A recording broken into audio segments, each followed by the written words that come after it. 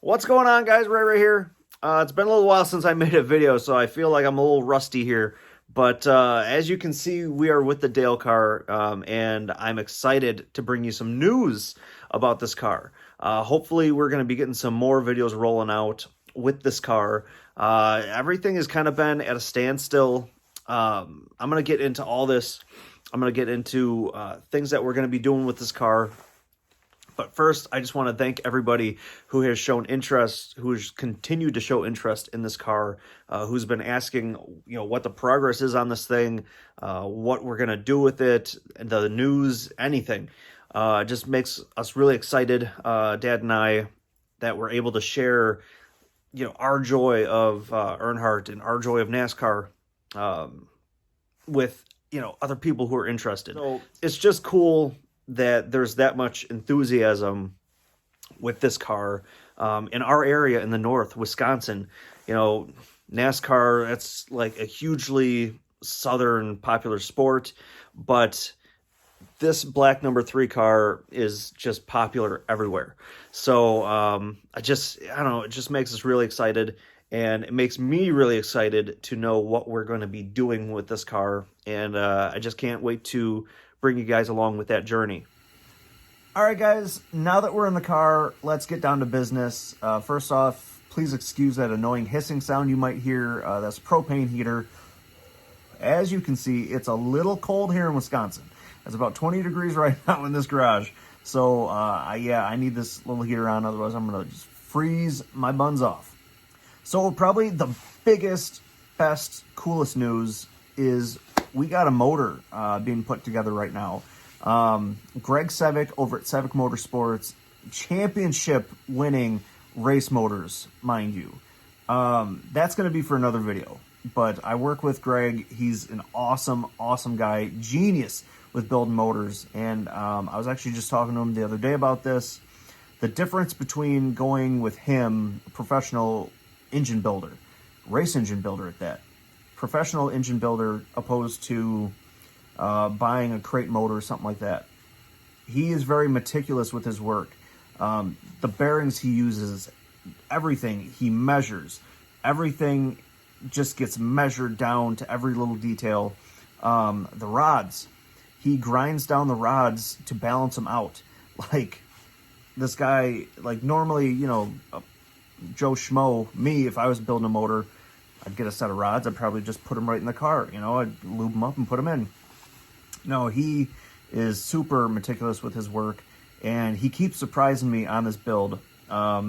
So we talked about it, and we figured, all right, let's do a 355 motor. 350 board, 30 over. Let's do a 355. He sent me a picture of the block after it got back from the machine shop, and I seen a little 60 over. And so I'm like, Greg, what's this little 60 over I see on that block? And he just kind of said, nodded and goes, I got some stuff going on with this motor. So down to the cam, he surprised us with that, going with a roller cam. And originally, when he said it was a 355, he said it's probably going to be putting out about 400 horse. Now that we bumped it up to pretty much a 360 motor, I don't know what other stuff he's doing with this motor. Just super excited. Can't wait to put that in here and see what that is going to perform and sound like. Now, of course, this dinky little 4.3 V6 has the dinky trans behind it. So we're going to be putting a Turbo 400 trans that I'm getting from another guy at work, Noel Gonzalez. Him and his buddy race drag cars. So he had a Turbo 400 trans that I am acquiring from him. And I want to say the Turbo 400 is going to be a temporary fix for now, because we have a 4-speed, I want to say it's a Super T10 4-speed over there in the corner. And we're going to try converting this car into a manual trans 4-speed. And I think that is just going to really be cool. After you get the motor in here, a 4-speed manual in this car, the big Hirsch shifter, it's just going to scream NASCAR even more. But for the time being, when it has the Turbo 400, we're putting a Mr. Gasket automatic shifter. This thing looks like it would be a 4-speed. So when we go to some shows next year, people are going to look in the car. They're going to see that shifter. They're going to look down. Where's your third pedal? It's going to be pretty cool. I'm going to show you guys the shifter and everything. But that's going to be like a temporary little fix thing until we can get that 4-speed in here. And I think that's going to be really cool. Now, of course, we're going to need an exhaust. We're looking into Flowmaster. I want to say, is it the 40 series or the Super 44s? I've been looking all over YouTube trying to get sounds, of Flowmasters with, 350 small block. And it's going to be Flowmaster, no matter what. It's going to be Flowmaster. But we are going to have the side exit exhaust functional on this car. Right now, there's these little side exit exhausts for looks, but these ones are actually going to be functional. And I'm going to show a little diagram or show some pictures right now of Earnhardt's actual car. And I don't know why Richard Childress had to do this, but the RCR car was one of the only cars that had the dual driver side exits. And, I'm looking for other 1980s race cars, and most of them had one exhaust exit on each side. But Earnhardt's car had 2 dual exits coming out under the driver's door.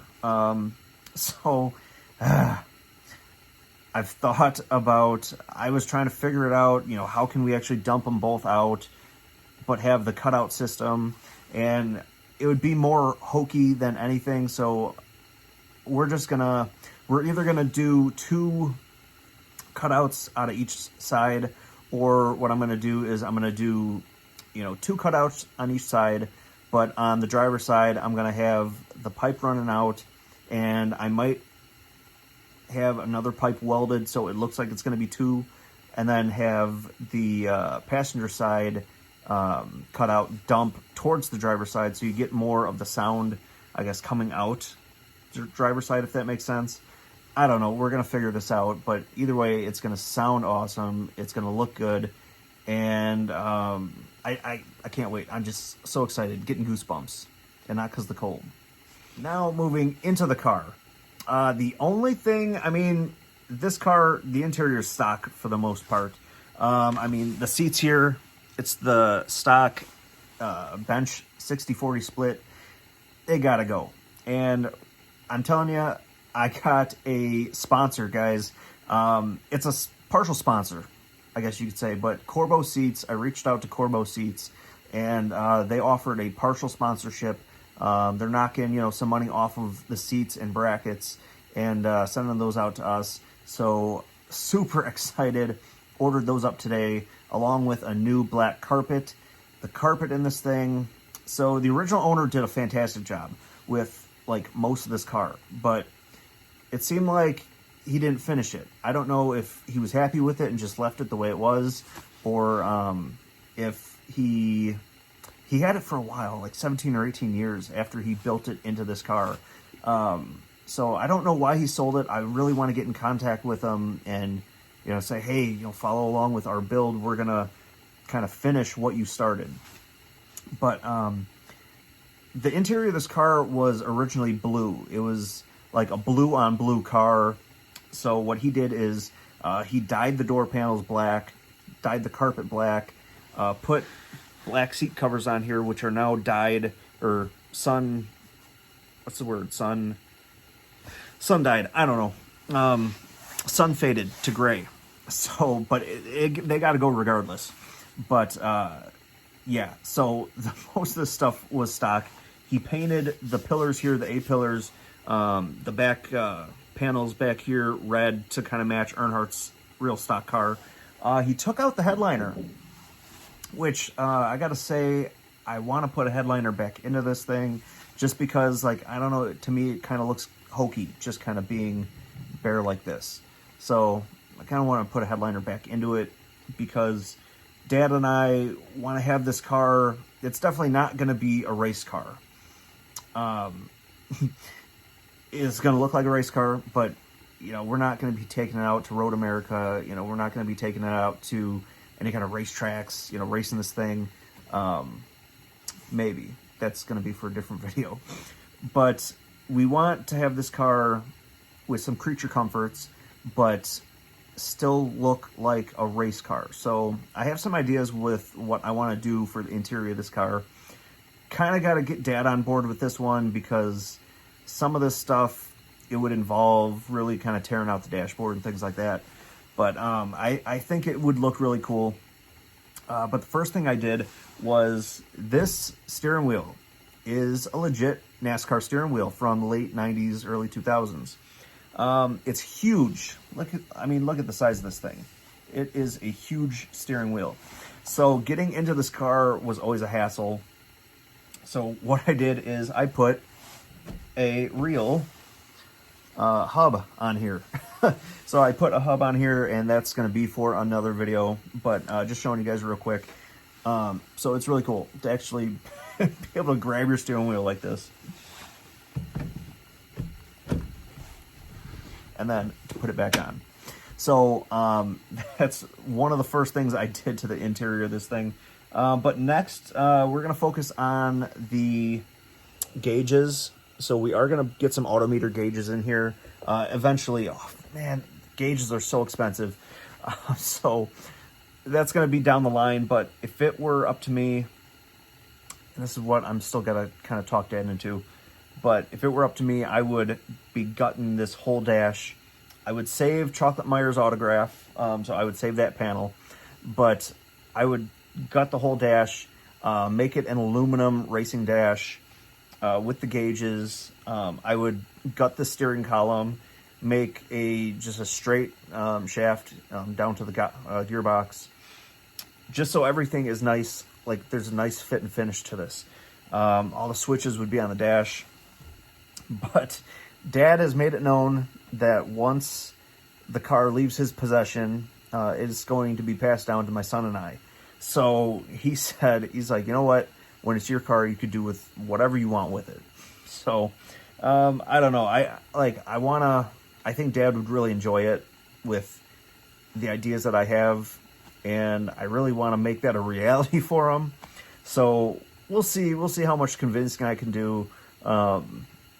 You know, I really want to make like templates and kind of show them like, hey, this is what this would look like, you know, sort of thing. So, that's really it right now, guys. Just, it's such a pain in the butt trying to find the right parts and pieces, I guess you could say. You know, like I thought, you know, building a car would be easy, you know, just picking parts out of the catalog and, you know, buying them up. But because it's Dad's car, he wants things particular ways with the motor. He likes chrome on a race car, on a stock car, not feeling it. But you know what? It's Dad's car, and it's his retirement gift to himself. So I'm gonna make his dream a reality, and if he wants chrome out the whole thing. I don't care. So the next video that you guys see is probably going to be the carpet installation. I figured we're going to be changing out the seats. Might as well just throw a new carpet in here so we're not looking at these blue and black, this blue and black icky carpet. But yeah, after the carpet, it's going to be the Corbeau seats, which thank you again to Corbeau for making that happen. Really appreciated. And any little bit will help on this build. So that's going to end the video right there. I hope you guys are excited about this build, as excited as I am for this thing, and to be able to bring you guys along. It's going to be awesome to see the transformation, especially on video. Dad wants to take pictures of the car, everything, and see how it transforms. And it's going to be a really cool process. So really happy that you guys are excited to join along with us. And we'll see you in some future videos. Have a good one, and get out in the garage, build something cool. I'll talk to you guys later. Bye-bye.